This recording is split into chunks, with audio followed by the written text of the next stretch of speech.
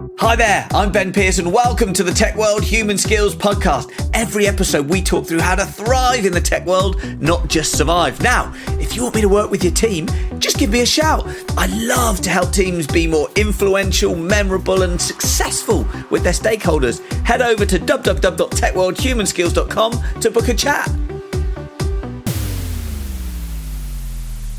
Hey folks, and welcome along to the Tech World Human Skills Podcast. Now today we have another great episode. A few episodes ago we had Ron Whitson on the show, and Ron was talking about his timeless human behaviours from his book, A Friendly Human in Presales. So, there are 7 timeless behaviours, and last time we only managed to cover 3 before we ran out of time. So this time we've got Ron back and we're going to cover the other 4. Now, if you haven't listened to the other episode yet, Ron is a seasoned tech pro. He's a senior director of solutions consulting at Thomson Reuters, and of course, author of the book, A Friendly Human in Presales. So please welcome back to the show, Ron Whitson. Ron, it is lovely to have you back with us. Ben, it's fantastic to be back with you. I had a great time last time and really honored to have a return shot with you. Well, do you know what? It was such a wonderful conversation. The book is so interesting. It was great to go through it, and it felt like we'd left things undone because you'd chosen 3 that you went through, but there was still another 4. So it was a bit of a no-brainer to get you back.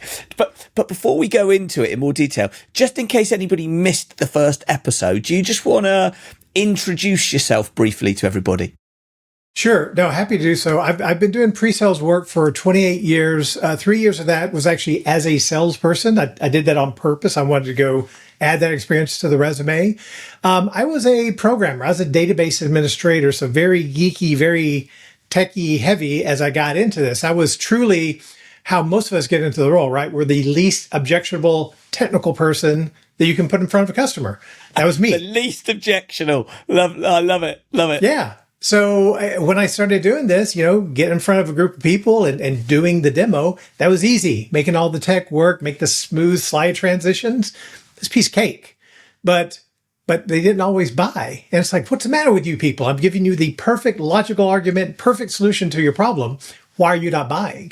And I would get feedback like, hey, Ron, it's a great demo, but you got to work on your people skills. And that really didn't mean much to me. I didn't understand what they were saying. And so as I kind of dug into it, there wasn't a recipe book. There wasn't an owner's manual that I could find to help me learn these things I need to get better at.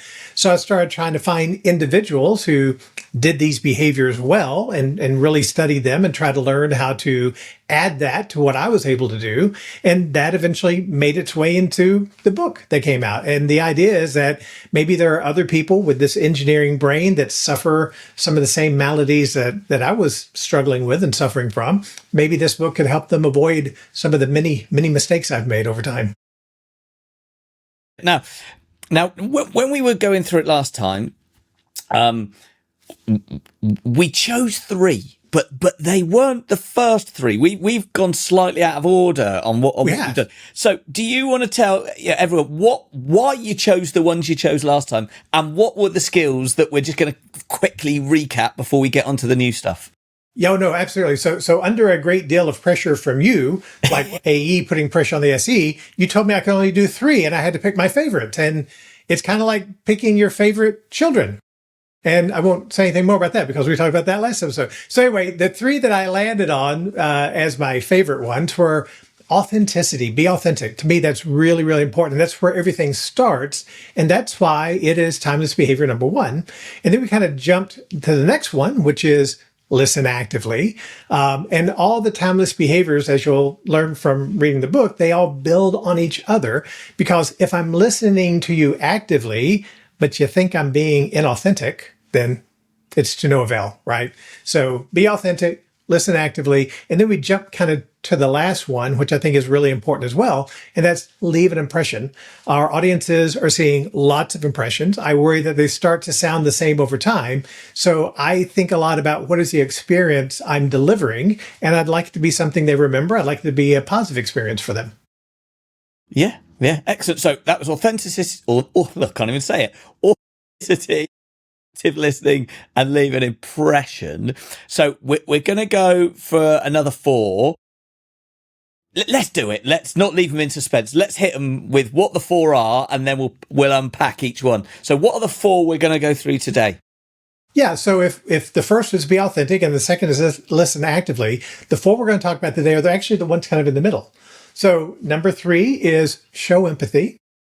Number 4 is have a conversation. 5 is another one I had to struggle with, practice humility. And number 6 is tell a story. And then the last one, leave an impression. So those are the 7 timeless behaviors. Okay. So let's crack straight on. Show empathy. Yes. Tell me about that. So when I first got into being a sales engineer, that was my first title, but now I've been an application engineer, solution consultant, many different titles for our role, obviously.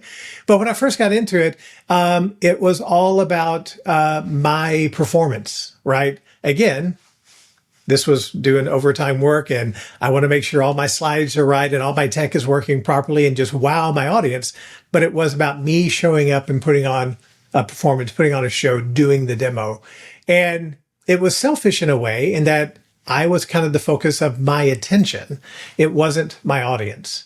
And I just really got to thinking about what that audience experience is. We talked a little bit about that with the leave an impression one, but when we show up and do something, we should be in service to our audience. I mean, they've got some kind of business problem that they're looking to solve. They got something they'd like to be better.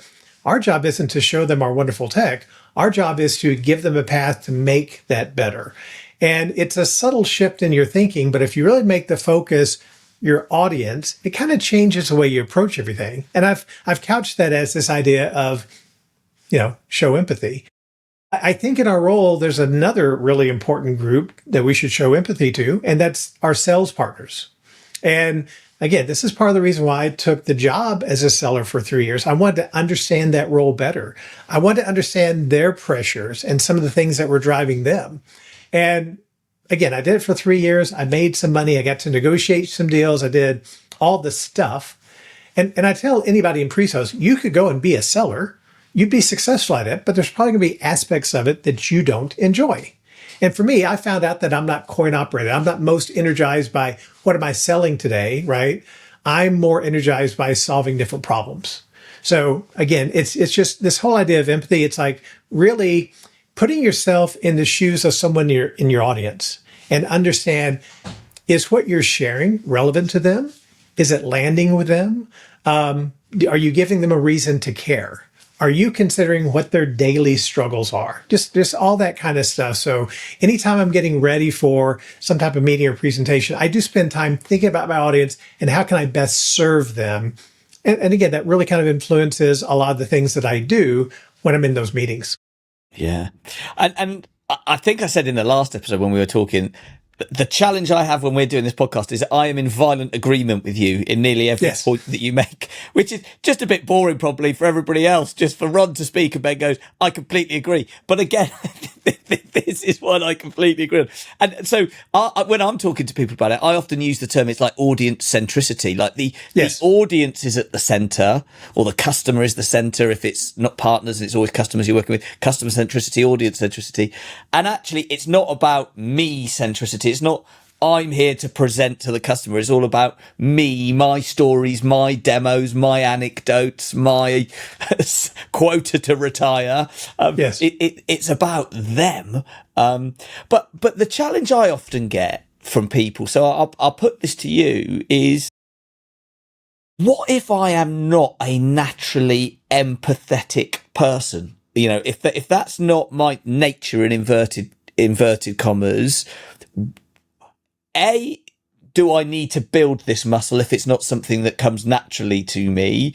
And if I do, how can I build that? Really good. I mean, the answer to the first question is, yeah, I think you need to kind of work at building that muscle. I think it's super important. I think it's one of the ways, it's one of the tools you have for building that relationship with your audience to move towards that trusted advisor status. You want them to believe that you care for them, that you are truly interested in solving their problems. So that's where the empathetic part comes from. If someone is not good at that, there's a few resources and exercises I talk about in the book that can help with that.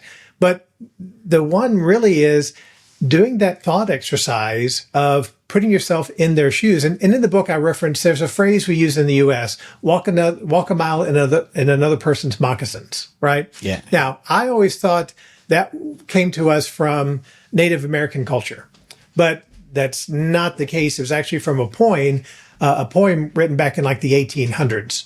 So, and I've got the poem listed out in the book, properly accredited, of course. But I think that's a really good mental image to have, is to put yourself in the other person's shoes, put yourself in their situation. And again, it doesn't have to be like this hour-long exercise. It could be a 5 to 10 minute thought exercise where you're like, okay, what if I'm a user of this solution at my audience's company? What is that life like? And if you don't know, well, you've got Chat GPT, you've got Claude, you've got these great tools that can help educate you a little bit. But you could also ask questions of the different people, right? Hey, tell me a little bit, Ben, about how you're using this tool today. And, how long does it take you to do this particular task? Yeah. And again, I think we definitely have to develop the muscle if it's not a natural thing for us. And I think also a lot of people think about empathy as a purely emotional thing, like, oh, I saw somebody stub their toe and I burst into tears in empathy for them of the pain they must be going through. But I don't see it as, there's definitely an emotional part of it, but there's also a very logical part to perspective taking, of going, right, what is the problem they've got? Can I put myself in that situation where they had that problem? That is not just an emotional thing, but that's also a logical thing. Oh, if I was in that situation, logically, this would be the things that I'd want to do about it. So there's both an emotional and a logical part to empathy, it feels to me. No, 100%. Let me give you this example too, because I think everybody who's done pre-sales can relate to this. But again, if we think about it, okay, we got the call or the email or whatever from the AE that we're getting ready for this demo, right? And so we're prepping and we're doing everything. And then we show up and we just start performing. We start doing the clicks. We start telling the story, right? Did we ever just take a second and think about, how are they perceiving this? I think one of the most difficult things for us is to see what we're doing, see our demo, see our presentations with fresh eyes. To think about the words. We're familiar with our domains. We're familiar with the lines of business that we're speaking with. Are there idioms that we're using? Are there, acronyms that we're throwing out and assuming the audience knows everything? So I really think it's a lot about that. Now, the other thing too that I think is important that we don't do, and you'll see this a lot as well, is someone shares something, some experience or whatever, and a lot of us want to build that connection by jumping in saying, oh yeah, the same thing happened to me. Mm. That's a dangerous thing to go down, because it's not really one-upping, but it's done in a pure way of where we're trying to build that connection. But what happens is you've immediately discounted what the person says. So, if Ben were to tell me, yeah, I got up this morning and I got my 5 miles in and I went and climbed this hill in the neighborhood. It's like, yeah, me too. I did 3 miles with the dog. And then I just discounted your achievement. Yeah, I'm trying to connect with you and show you that we've got some commonality, but it didn't get perceived that way in some situations. So that's the other thing. People want to do that sometimes as a goal of being empathetic, but it ends up yielding a little bit different result. Yeah. No, I like that. Yeah, you're trying to connect commonality to build rapport, but actually it just feels like then you were going back to your one last time, your active listening. It feels like it was you waiting to speak as opposed to hearing, internalizing, taking on board and then coming up with a response. You've just fired back something which isn't great active listening. Exactly right. Love it. So show empathy. So that's the fourth one of the seven. What's next? What are we going to do next? Sorry, the third. What's the fourth one? The fourth one is have a conversation. Okay. Can you unpack that for us? Absolutely. I think in my experience, what I've seen is way too often these presentations are not a conversation. They're a monologue. They're the expert, the SME, the pre-sales person, whoever, delivering their script, delivering their lines, delivering all the wonderful things that marketing has suggested they share that's going to make their stock go up. And I don't believe that's what it should be. I believe it should be a conversation. And we've got some wonderful tools now with some of these competitive intelligence tools, Gong, some of these others that will actually give you, the percentages of who's talking when. And we go back and we audit those calls. We want to understand that. And there are some times where I see we totally got into monologue mode. You see those long blocks of things being delivered and very little interaction from the customer. So that's what have a conversation means to me. It should be two-way communication. But I also use have a conversation a lot as I'm mentoring people and coaching people. There's a lot of people who are in the job hunting mode, right? Something's happened at their work and now they're back on the market. And I tell them treat those interviews as a conversation. And that's an easy thing for me to say, right? But what I think about is when we're in that mode of trying to find the next opportunity where we can care for our family and do the things we need to do, I think we start stacking pressures on top of ourselves. The interview takes on this increased feeling of importance. And I feel like because of those pressures and everything else, it forces us a little bit out of our comfort. And so when we're in that interview, we're trying to be something else. We're looking for the perfect chat GPT answers. We're not showing our charm and our true authentic self. And so I try to coach people really just approach it as a conversation. They're going to ask you questions and you need to be able to answer those truthfully and authentically. Because if you're trying to come up with the chat GPT answer and you're trying to be something else, you're going to be unhappy with the job because if they hired something other than you truly are, it's not going to work out. So it's really important in those interviews, you're just having a natural conversation because you want them to hire who you are. And that's really important. So discovery to me, again, have a conversation. There's a lot of things that you can do, but just have a conversation. But that's kind of what I meant by that. Now, and again, let me challenge you a little bit because the people that I know that are listening to this are proper seasoned pros. So sure, sometimes it's very clear that this is a conversation, right? I am with one or two people, either on a Teams or a Zoom meeting or in a room together. It's clear this is a conversation. You can go to the other extreme. So let's say a conference which is clearly a broadcast, right? So you're on stage at some kind of conference, you deliver a 30-minute thing, which is, and maybe there's some Q&A at the end. So if you've got maybe those two extremes there of one-to-one, an obvious conversation, and broadcast, which is an obvious broadcast. Quite often I remember being in my career and having my team asked, can you come into our team and give us a pitch, or not a pitch, it would never be called a pitch, but can you come into our team and tell us about how we could use this solution? And it's like, come in and give us a presentation. How do you get the interactive conversationness when it moves away from a very obvious one-to-one conversation? No, that's good. I still think it's important because how do you know if what you're sharing is of interest to them or not without that interaction? Now, a lot of times that interaction can be ahead of time through a discovery call or just through interviewing some different stakeholders that you're going to be speaking with. Yeah. But I still think there's other ways, even in those one-to-many presentations, where you can get a little bit of a conversational piece going on. And I'll give you a couple of examples. Like during a big presentation at a conference, using some of the tools like Mentimeter or interactive polling, right? To have the audience be involved a little bit. You get a little bit of their voice, know if you're generally aligned or not. was it last week or week before, I was speaking to a group of 3,000 people, which was amazing. And again, it was a situation because of the virtual format. Cameras were off, microphones were off, but chat was active. And so we were able to utilize chat and do some polling, ask some questions. And it was cool to go back later and review the chat because it was blown up. People were very engaged there.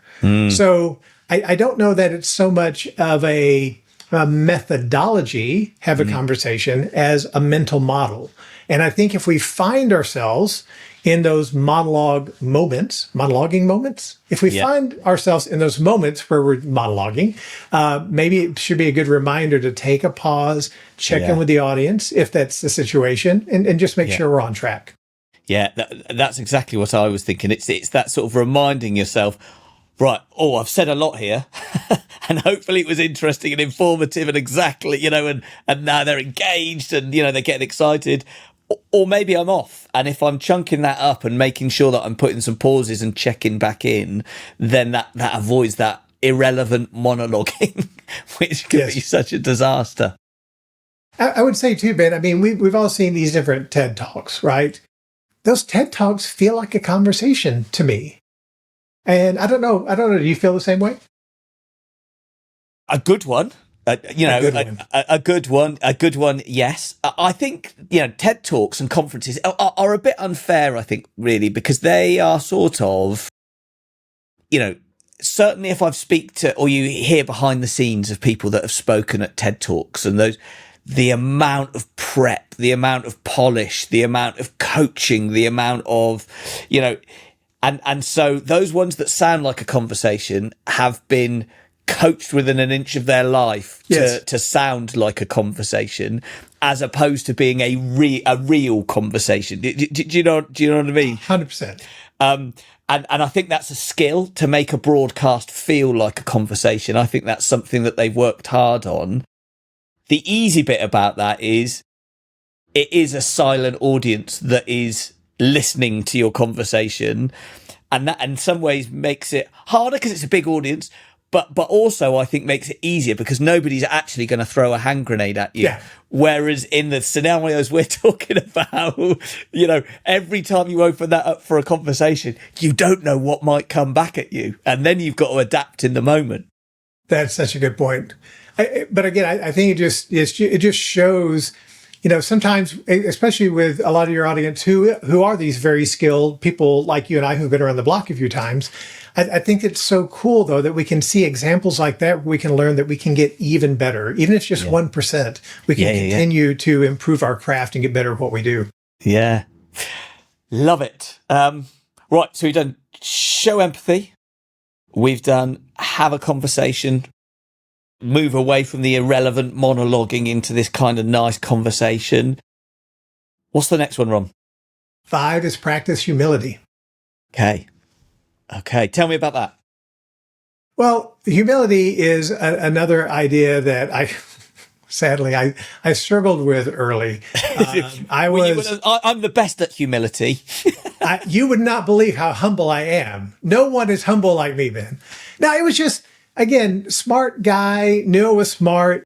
I knew all the tech stuff. I mean, again, if we go back in the day a little bit, I knew DOS forwards and backwards. Now, for you youngers out there, disk operating, before there was Apple iOS, before there was Windows, you had DOS, you had the prompt, right? What you see the hackers on TV do, that's what we were doing, right? Yeah. But you had that.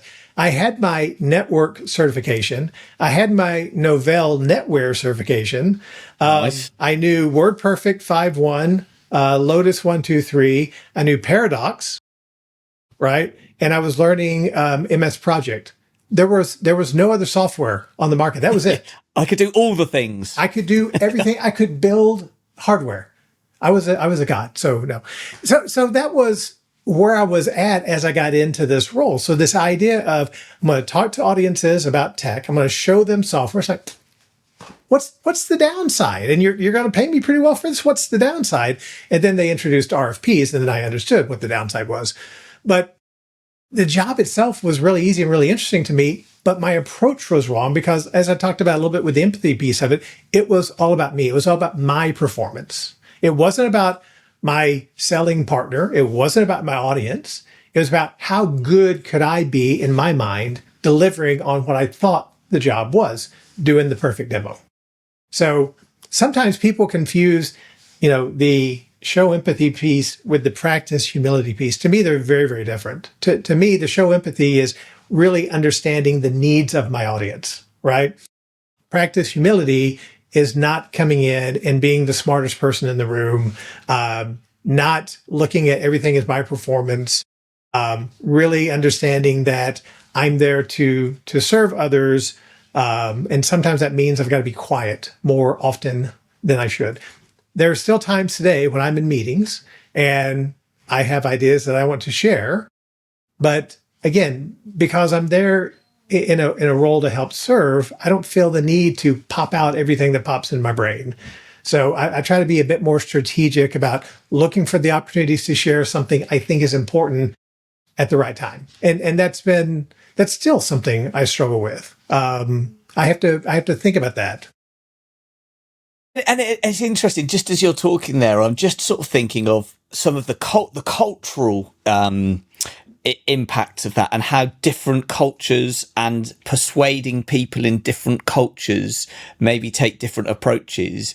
If I think of it as an English person that have often quite a self-deprecating sort of approach, which I think is a bit different to humility. I think self-deprecating is maybe a bit more of a humour thing than a humility thing sometimes, but they're sometimes somewhat similar. So if I think about that culture, if I think about when I've worked with many of my US colleagues over the years, there is more of a culture of we're the best, let's go, let's go kind of thing. And so when you see those cultures coming together, and often you think, well, the UK and US is very close, but sometimes you think they're quite different. And I wonder if this humility is one of those areas where there is a bit more cultural difference. That's pretty interesting. It's funny you talk about US in general. Texans are even worse about that, right? Native Texan. So we were our own country before we were a state. And sometimes that still seems like a good idea, right? So that's a really interesting point. I've worked with a lot of teams across the pond, and it's always been very easy. It's an easy relationship, and we work together well. I'm about to think about that a little bit. That's an interesting take you have on that, my friend. Yeah, it's just thinking about sometimes.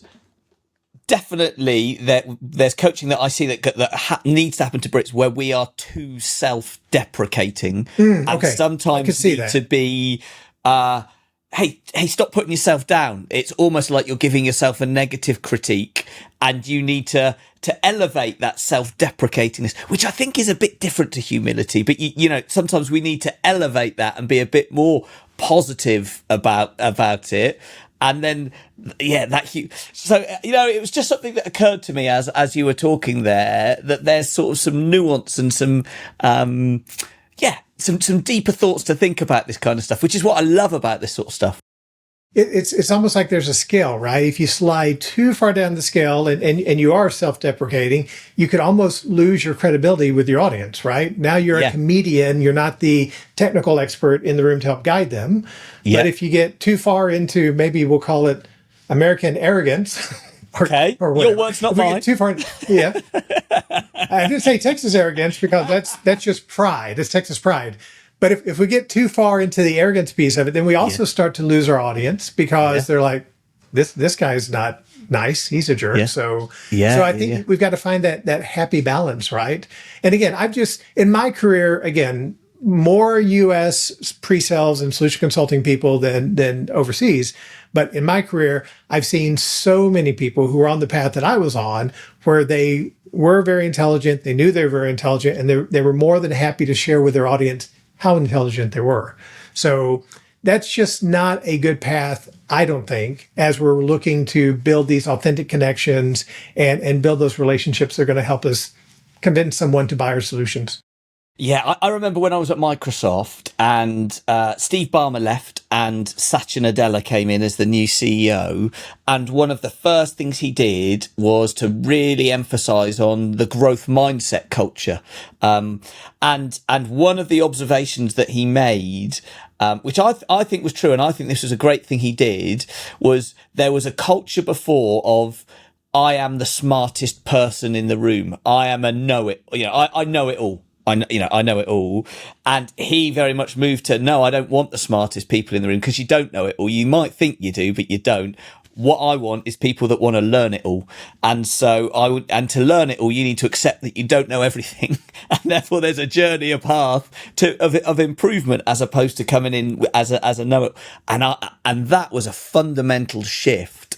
And I really loved it when he sort of did that. And that very much aligns, I think, to what you're talking about there. I think so, but I think that is such a dichotomy of what most pre-sales people believe and where we want to be, right? We want to know it all, to go into that meeting and have the confidence to handle any hand grenades or any questions that come at us. But, and I think early on, a lot of us fall into that trap, and we spend the extra time studying. We spend the extra time going through all the product stuff because we don't want to be called out, because we're worried about losing our credibility. What I have found over time is being authentic, being able to be comfortable telling my audience, that's a really good question. I don't know the answer to that, but I'll go check it out and I'll get back with you. Is that okay? I think it actually has helped my credibility over time. So I think it's something that we've got to learn to be comfortable with. Now you have to do it at the right time, and you have to have the base knowledge. If they ask you a very standard question for the industry or your solution, and that's really good, I haven't heard that question before, it's like, what are you talking about? You could lose credibility. But I think we've got to be comfortable saying, you know what, I don't know. Let me go find out for you. Yeah. Brent, I could talk to you all day on that topic, but sadly, time is escaping us. So I'm going to push us on to the next one. Yes. Tell a story, I believe. Is that right? That's 100% correct. So Thomas behavior number 6, tell a story. Okay. Right. Enlighten us on this. So again, I think a lot of us over time has gotten feedback. You got to tell a story, work on your storytelling. And I understand that in some countries overseas, storytelling almost translates into fairy tales, and that can be like a bad thing. And there's lots of books and there's lots of experts on storytelling.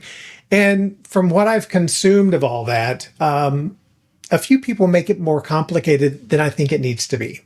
So mine is not storytelling. Mine is very specifically tell a story. And to me, it's all about how we communicate. It's using anecdotes. It's using plain language.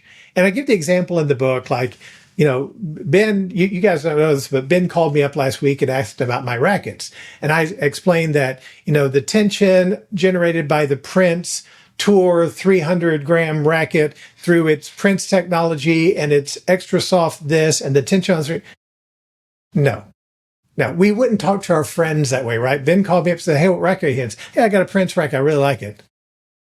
So why do we not take that very plain, very simple language that we would use with our friends and our family into our audience meetings? It's because we're trying to project a different persona, right? We're trying to project ourselves as smarter for whatever reason. And again, lots of internal, external pressures drive that. To me, storytelling, tell a story, is about simple language. If you use an acronym, that's fine. But after you use the acronym, just take a second and throw out what the definition is. People in your audience are not going to know what the acronym is, but they're not going to have the courage to stop the meeting and ask. It's not because of you. It's because of their coworker sitting there. They don't want to look like a silly person in front of their coworker. And to me, also, tell a story is about have an overall narrative. Now, where I say this stuff gets too complicated is you'll find guides out there that are, okay, your customer is the hero and the problem is the villain and the turn is here and then. Yeah. No. Yeah. I would agree. Find out what your audience's normal day is like and the tools they're using today, and tell a story around that, and tell the story of how it's going to be better with this new solution that you're offering them. To me, that's what tell a story is all about.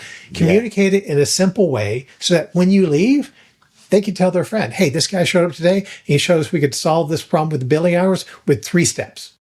Let me show you. Let me tell you when you can do that, you've won, because now they start spreading your message internally without you having to be there.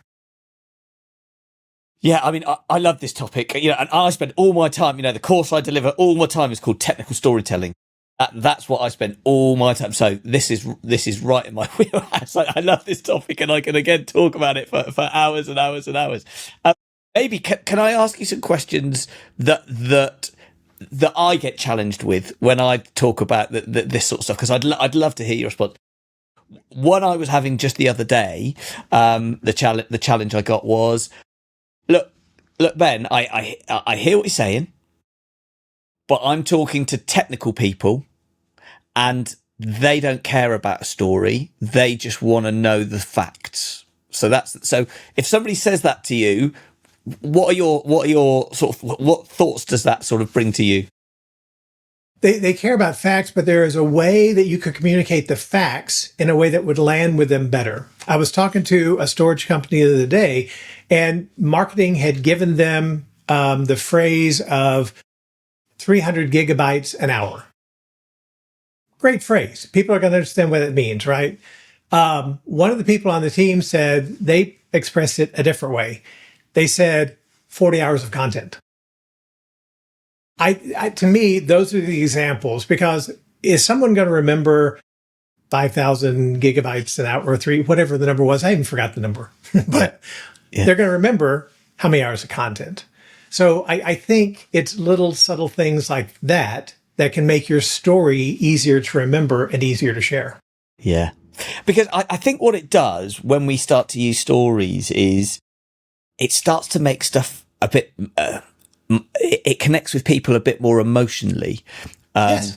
And then that lights up the whole brain. Like, you've got the front of your brain, which is doing all its rational processing, logic, data, and that. But you've got other bits of your brain around the back that are more, about emotion. And if you can get all of that lit up at the same time, it really helps people recall things, and it helps people think better, because their brain's like lit up with all of it. So it's like an addition. It doesn't subtract, it seems to me. No, you're still communicating the facts. You're still communicating the information you need to share. You're just doing so in a way that makes it more memorable, that locks it in, right? I was going to ask you, you do a lot of the storytelling and training. What's your number one tip around storytelling for people who do what we do? The first thing is getting people to believe that some emotional connection is a good thing. Right? Because genuinely people are thinking, well, no, we're talking logic, we're talking facts. And so doing things like Aristotle talks about the 3 means of persuasion, like how you persuade somebody. And he's like, right, you need to be credible, which we in tech are really good. Like, I've got my certifications, I've got my this, I'm a senior, whatever, I'm a principal, whatever it is. Then we need a good rational argument. We're really good at that. And then the third thing he says is we need, you need an emotional connection. You need people to convince, you need to convince people emotionally, because people buy what they want and then justify it. They don't 100%. Buy what they need. They buy what they want. And so you've got to make them want it. And so that comes from emotion. And so you need that sort of 3-pronged attack. You can't have all feeling with no substance, but you can't have all substance with no feeling. And you've got to get that in a balance. Yes. And it seems to me the 2 most powerful ways of doing that, of creating that emotional connection, you've covered. The first one is active listening. That creates a massive emotional connection with people. If people feel heard and understood and listened to, that creates it. And the second thing is those sorts of stories like you're talking about. That creates a massive emotional connection. So those, it feels like, are the 2 primary levers that we sort of use in our world to really connect with people emotionally. I don't know. What do you think? No, I think that's right. I think that's really the essence of our job, right? People have referred to pre-sales people of the past as translators, right? But what are we translating? Some people say, well, we're translating our solution into value. I'd go one step further, and I'd say you're translating that value into an emotional connection with your audience. That's the job. And when you do that, people are going to buy from you, right? They're going to justify it other ways, just like you said, but they're going to buy from you because they trust you, they like you, you've got a connection with them, and you're going to have success in our world. It's funny. And I'm just recalling this conversation that I was just having just last week, and so I thought, right, the analogy I would use for storytelling, and this is going on your bit about the hero's journey. Like, you can find people out there that are saying, they've got this very complicated construct, very similar to Star Wars or the Matrix or whatever, the hero's journey, and they're trying to fit their product life cycle into this and the analogy I gave to them was, it's like mustard. Storytelling is like mustard, right? Now, I've seen some videos on this, English mustard versus American mustard. And American people, I've seen some videos on Instagram or TikTok. English mustard is very strong. Yes. And so if you take a spoonful, I've seen these videos of Americans having watering now, actually. That's it, a spoonful of mustard, their face is exploding, there's literally sweat pouring off them. And for me, that's what storytelling is like. It's like English mustard, where a little bit on a ham sandwich, that is awesome. But if you now put an inch thick, of mustard on the top, it's going to knock your block off and your head is going to explode. And I think a lot of people think that when they hear storytelling, they think of a sandwich with an inch of mustard, and this horrible narrative. It's all crafted, it's contrived, it's not natural. Whereas I think what we're talking about is how we bring it alive with little anecdotes and little stories and things that make people connect to it. Yes. Yeah. When we spend too much time and money working on the limbic opening and the cute tie-in to some prop or something, and we lose the narrative, that's a problem. So I think you put it really, really well. I may have to borrow that English mustard. That's really good. The right amount on the ham sandwich, you're good. Slather it on. Maybe we've gone overboard. Yeah, and I think we could take it with wasabi or horseradish or some of these other ones that knock your block off. Yes, brilliant. Do you know what? I've just looked at the clock, and time has just disappeared from us. It always goes too fast when we get together. It does. So should we just wrap up? So, key takeaways for anybody that's zoned out whilst they're walking their dog or pushing pumping iron in the gym, whatever it is they're doing. What would be the key takeaways from this? I think the key takeaways are just, the remaining timeless behaviors and why they are important, why we should consider them, why we should take some time and consider, are we incorporating these in our day-to-day work in pre-sales and solutions.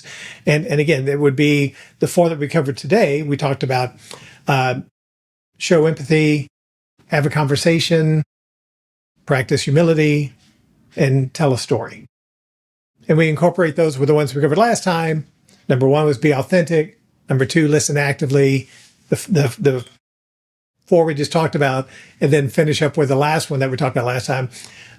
Leave an impression. Yeah. And they are just brilliant.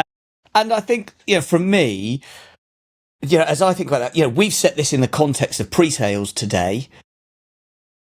When I talk to internal IT teams that have to go and tell their business, about why IT is important, why a bank, how an IT infrastructure team justifies its budget and existence to the CEO of a bank, it's all exactly the same. It's all exactly the same thing. So although we've talked about this in the context of pre-sales, this is so relevant to engineering teams, consultancy teams, customer success teams, product teams. It's just awesome, I think, for everybody. So, thank you so much for taking the time to enlighten us on all this. Now, if people have really enjoyed this, how can they find out more? How can people get hold of you or the book, or find out more about the book? Yeah, so the book's on Amazon, A Friendly Human in Pre-Sales by Ron Whitson. There's a Kindle version. We've got an audiobook version that Jack Cochran narrated, and he does an excellent job on it. Oh, thank you very much. That's the Kindle version? That's the Kindle version right there. There is a website. I put up a landing page for the book for people who'd like to learn more first. It's just timelessbehaviors.com. If you want a signed copy, you can actually order a signed copy from there. For your audience, I have a little bit of a special, Ben. The audiobook company gave me some codes for free audiobooks.